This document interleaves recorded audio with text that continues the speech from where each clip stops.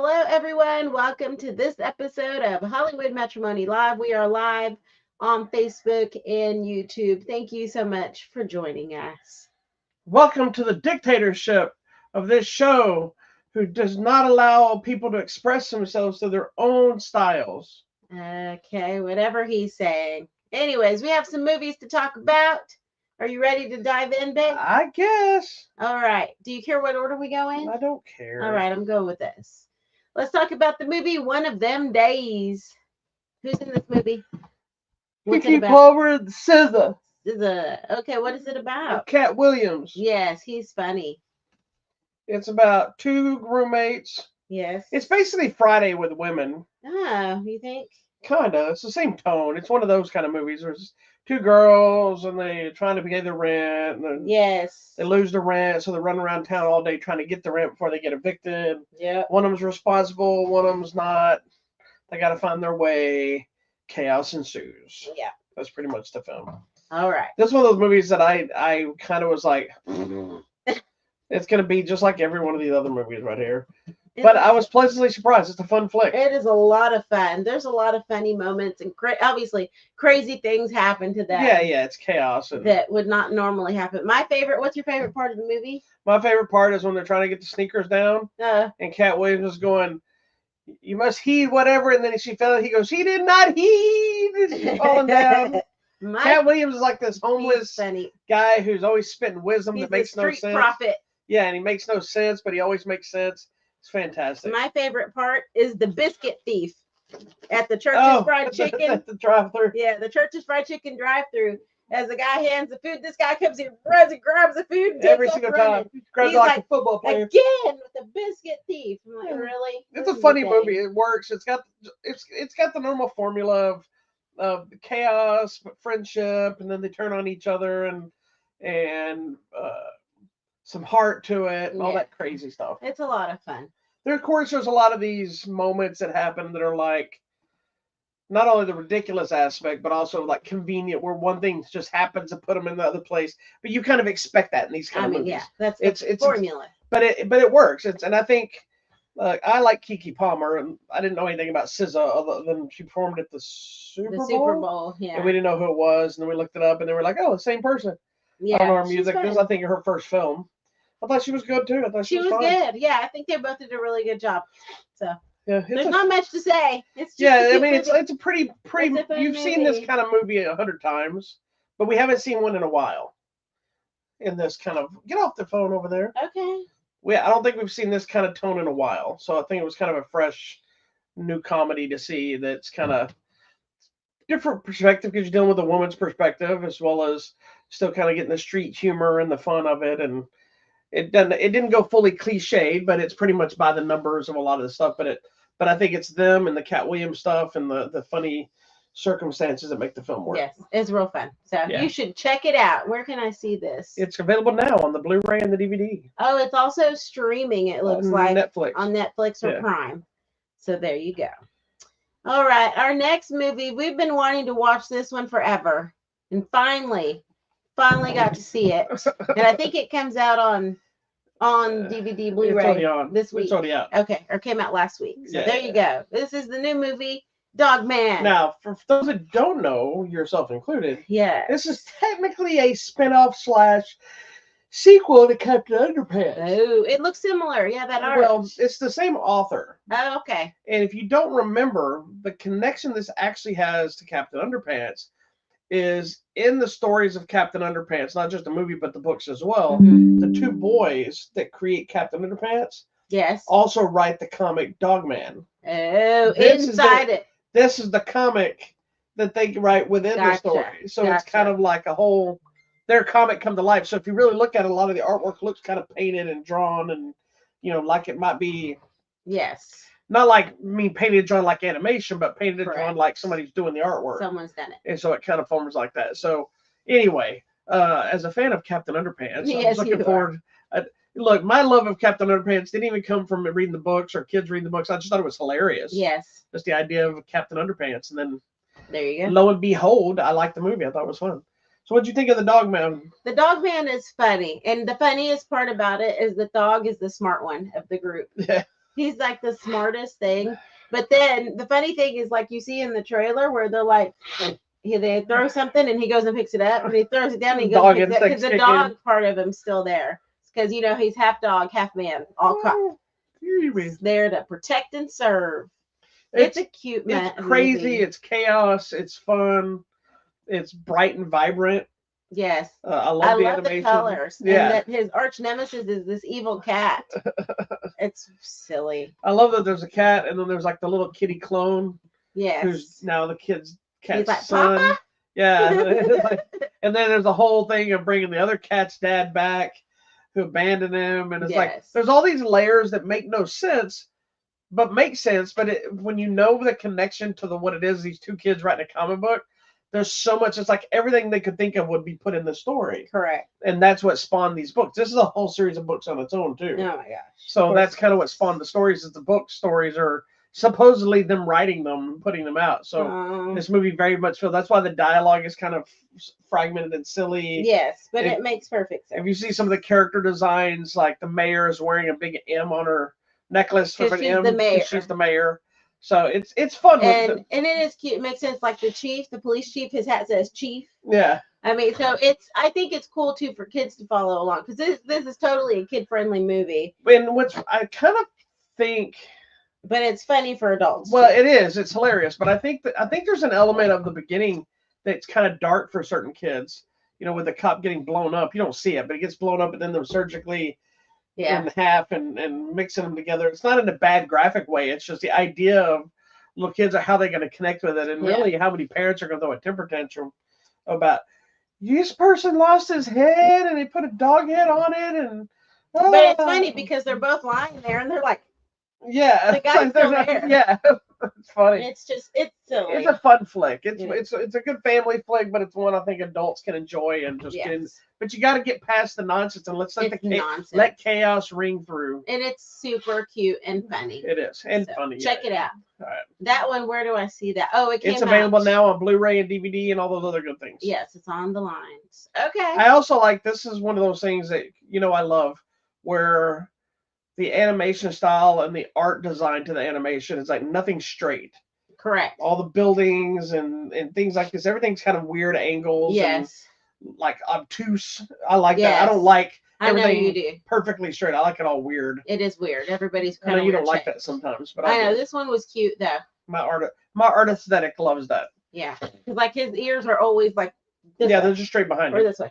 That's one of those things too, and I want you to understand that if you're not an artist, it may look like something like that is super easy to draw. Something like, I think it'd be really the hardest things for me to actually draw, I guarantee, would be Dogman, Hello Kitty, yes, because Mickey Mouse, and Snoopy, and even South Park characters. The simplicity of them make them very, very hard to draw, because if you don't get the proportions correct, it looks nothing like them. Yeah. And I've drawn all of them at some point, and there have been times that you look like I've drawn Hello Kitty before when you were like, why does it look off? It's something about that. If you get the head shape wrong, then always the head eyes shape are wrong. Like on Dogman, if you don't get that L-shaped face right, and you put his head too tall, his nose too short, it don't work. Yep. It looks like something else. So it's these simple drawings are sometimes some of the harder ones to get right. Yeah. So that's why I tend to respect them, because I understand. And it's fun. When I try to draw them, I'm like, dang it. Sometimes less truly is more. Less is more. All right, check out Dogman. Okay, tell me about this. What is Freaky Tales? Freaky Tales is one of my favorite movies I've watched this year so far, because it is chaotic and fun. It's an anthology film that takes place in the 80s. Oh, I love it already. It's produced by Too Short. Too Short? Yes. And for those that don't know Too Short, he has a song called Freaky Tales. But it's a dirty song. But this movie is kind of taking place in Oakland in the 80s. Oakland, where Too Short, California. Yes, Too Short is reference Oakland. So it's like 4 stories. My rapping is horrible. Yes, it is. It's like 4 stories. One is like some gay people rising up against skinheads. There's one that's 2 girls that are rappers that are trying to make their way to this battle.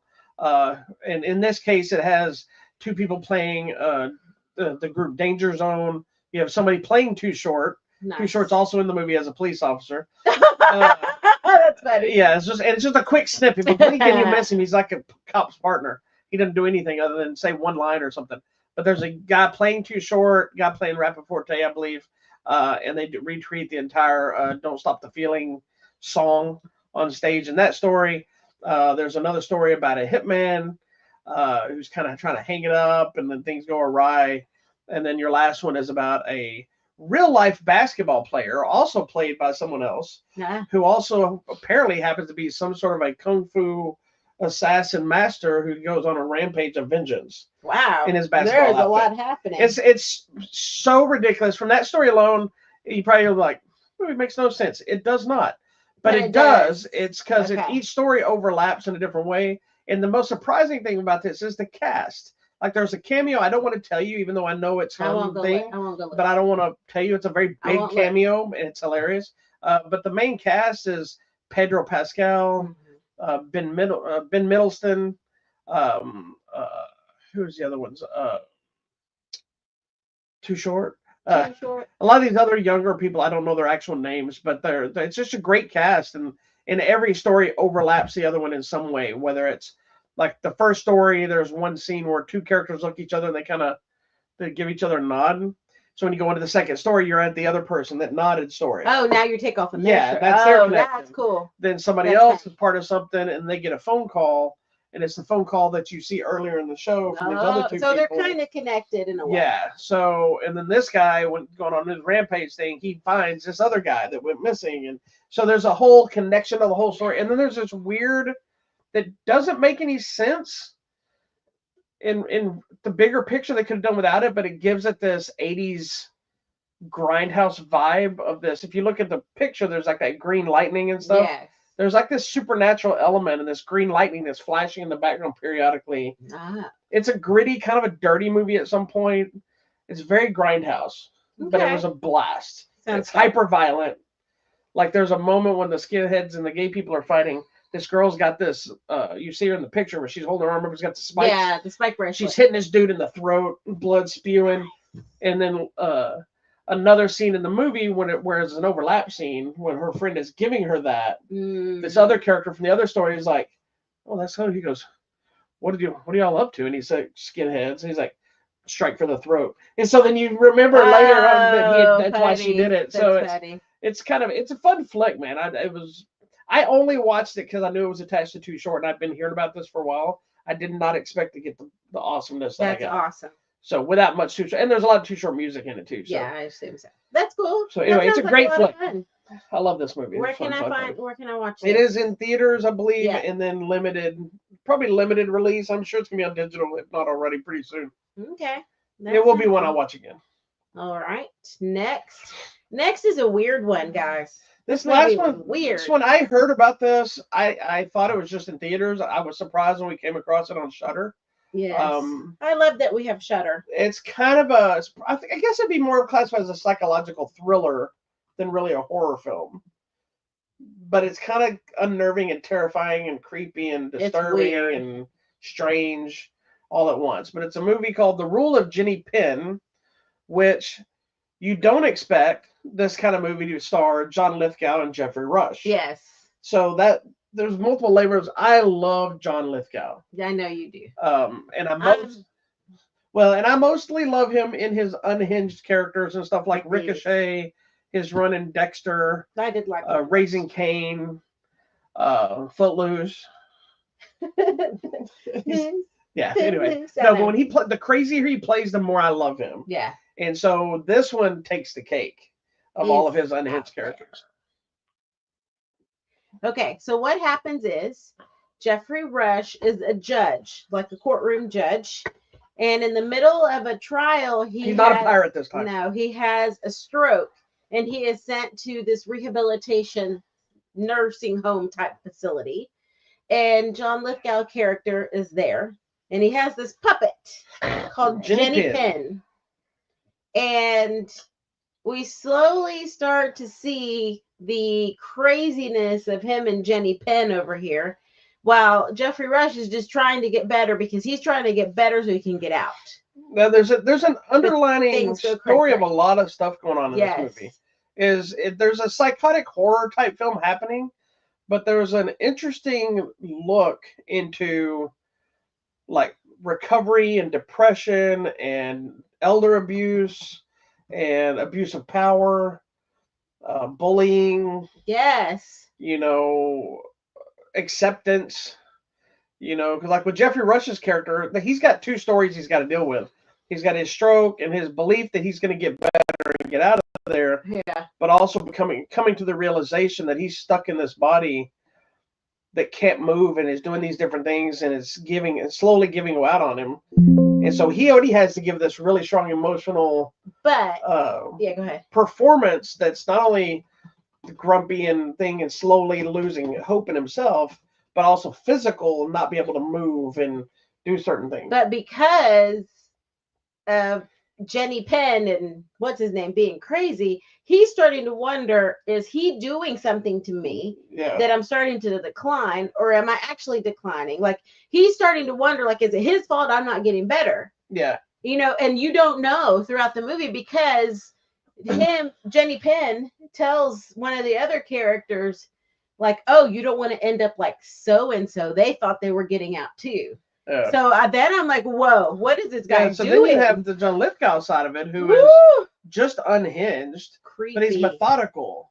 Like, he's torturing these different people and bullying them and doing things to people. Stealing food and hitting people. But he also makes them people down. think that he's not doing anything. Correct. So you start wondering sometimes, is he actually doing stuff? Are we just this is just this guy's own psyche that he's freaking out? Because there's a couple of psychedelic moments where you start thinking, okay, maybe he's making all this up. I mean, this guy's really not even there or something, because nobody seems to acknowledge him. Yeah, that's the thing too. And when the caretaker people are like, stop stealing people's food, you realize, okay, he is there. He's there, but it's like nobody is are they actually ignoring all these? Because then I'm like, okay, if they're ignoring his behavior, what else are they not paying attention to? Yeah, and so I'm like, don't send me. You better not put me in a home or try to send me anywhere. I'm going to. It's what you get from Married White Man. Wow. What I love about it too is there's a small explanation of him being there.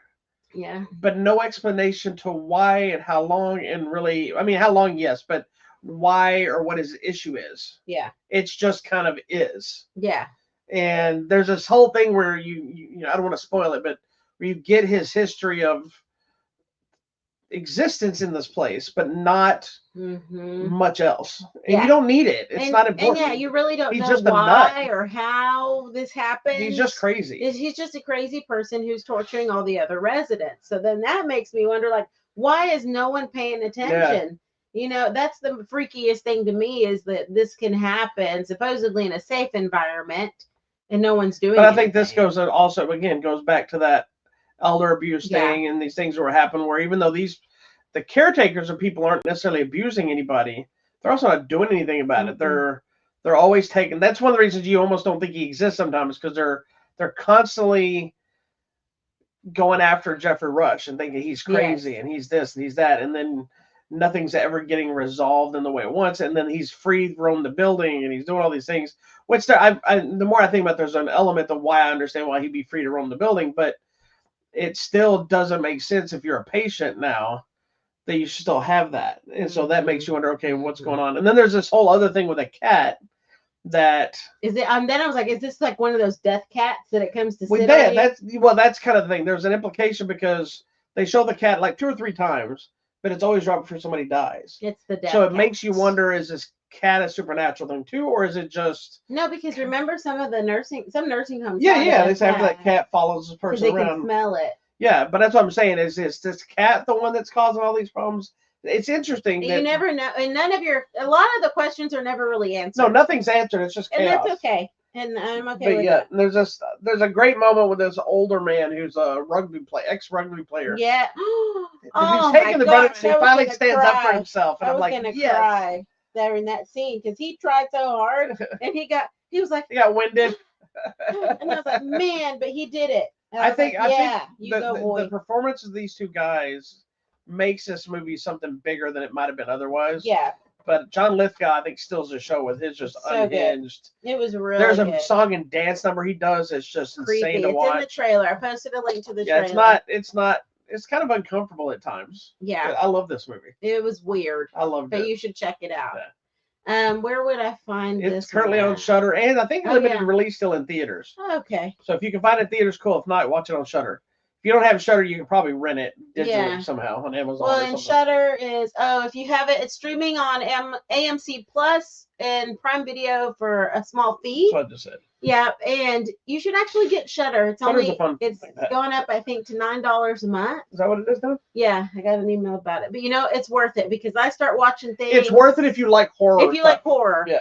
Yes. Because And there's this TV one's- shows. There's This movies. one's like a psychological thriller. Yeah, there's old movies, old movies, new movies, old TV shows that Yeah, are it's a horror lot of themed. fun. There's all kinds of stuff. I on think there. it's worth it. Anyway, so And a lot of the movies was that you might hear about or see a trailer for, then it disappears, end up on Shudder. it ends up there. So. All right. Well, that's all the movies we were going to talk about. Tell me about what's coming out Oh, it's kind of a small week. I on the think. Blu-rays and DVDs. Shut it down. There's not a lot of big stuff coming out this week. It looks like a lot it of. looks like a slow week. Of course, this week, from what I'm seeing, it's like the Kamen Rider trilogy, Sorority House Massacre, Oh. The Long Kiss Goodnight's getting a 4K treatment. There was something else. One moment, please. Let me open it up here. That I wasn't prepared for.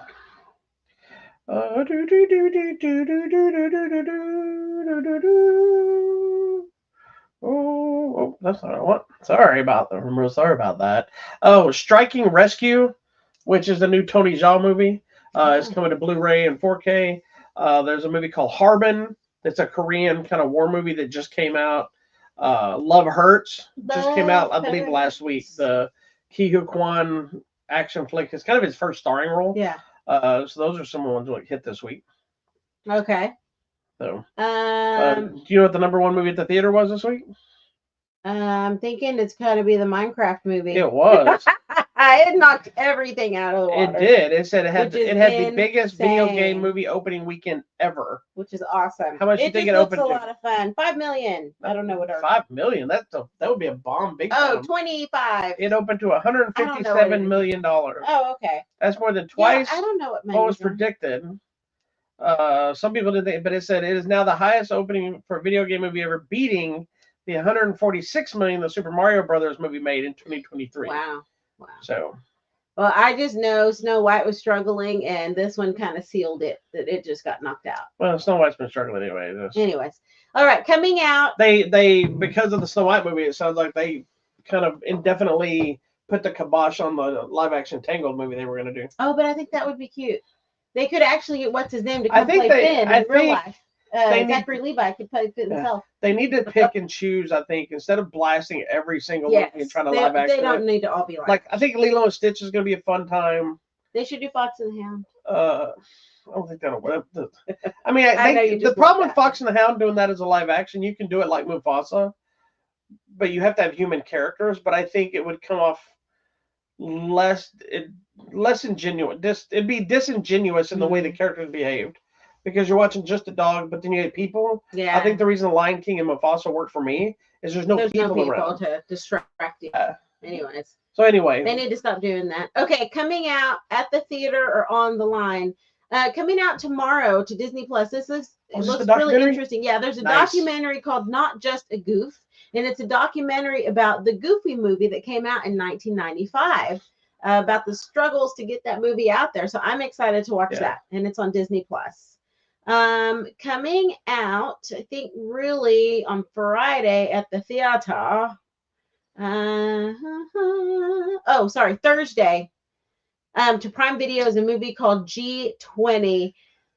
It's these Viola Davis. I saw this one. This one actually looks interesting. I didn't know it was coming straight to video. Yeah, I on told the you that line. when I Prime checked it. Video. This is the one where Viola Davis is the president, and she's at this G20 summit, and these terrorists attack, and suddenly she just like rips open her dress, and she's like, she's supposedly ex-military or something. So it's one of those that looks like it could be I a think it's fun gonna be movie or fun. really stupid. So watch that on Prime Video G20. Coming out on Friday. This is the one we want to watch. This is the one with Rami Malek, and it's called The Amateur, where he is just kind of the desk guy in the CIA, like an analyst or something. but something happens, and he decides he's going to take action and go. His wife is murdered. It's in the trailer. Okay, sorry. That's why he. Thank you. Yeah. And they're like, well, what are you going to do? You're just the desk guy. But Yeah. he's using He's to using take people nerd out. technology to There you figure it go. out. Also coming out in theaters is this movie called The Drop. No, just drop. Oh, sorry, Drop. What is this one? This is the one where she goes on the date and somebody texts her. This one yes. has potential to be And really where it's good. like you need to kill the guy next to you, or Yeah, your this son one's will going to be either be killed. really good or not work. I think it's going to be really And it's interesting. made by the same director that made Happy Death Day.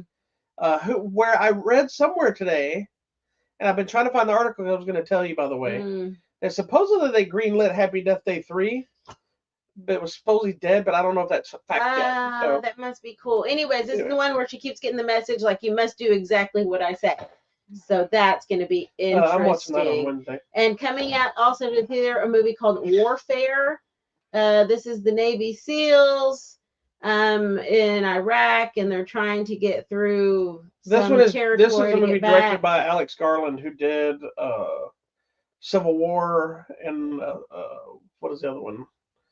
Men and some of the others, that kind of stuff. But it's also co-directed by an actual Navy SEAL. And because it's based on their recollection of an actual different things, event that happened. Yeah, and I was watching the thing about it where it said that the guy that was training them only talked to the 2 lead guys. This was cool. It made them pass everything on to the other actors when they were training. Because that's how it would happen. Yeah, just your Master Chief or whoever would be the one and be like, "Here's what we're doing." It's got a great young cast with Cameron. I think Cameron Monaghan and. I don't remember who all of them. Yeah, so it looks really interesting, and I bet it could be really good too if it's based on events and recollections of something. So, also, what else? There was something else I thought coming out that we would see. Oh, Video Demand and Digital, a movie called Dogs Are People Too. It's a civil rights movement about dogs. It's a documentary. Dogs don't have civil rights. Well, they're trying to get some for them. And I think that's really, this one, Netflix. Meet the Kumalos. Grace Kumalo trying to fight her high school rival. I don't know what's happening, but there you go. It's Netflix. So I think that's about everything. Let's go back to it. Where is that? Is that going to? Oh, no, it's digital. Okay. Digital. I was like, I want to see that so bad. Disney Plus, a documentary called Pets. I guess we're just talking about pets around the world. And that's it. Oh, Saturday. No, that's it. That's all that's happening this week. That's internet. Oh, no. Don't do that. I cannot move you. Actually, I could try to do that roll fireman thing. Oh, God. You'd break all my bones. I would break all my bones. Let's hope so. All right. Well, we still, believe it or not, we don't do a lot of shows these days, but we still got giveaways to give away. So I have copies of Companion on 4K, which we talked about, I believe, last week. Still a few copies left of the Lord of the Rings War of the Rim. War Around the Rim. And then we've got some copies of Amadeus. I think maybe one digital copy left of Wolfman, not to be confused with Dogman. And we got some copies of Red One and one more copy left of Constantine with Keanu Reeves. Okay. AKA Bill and Ted's Excellent Adventure. All right. Well, that's it from us, folks. We will see you next time.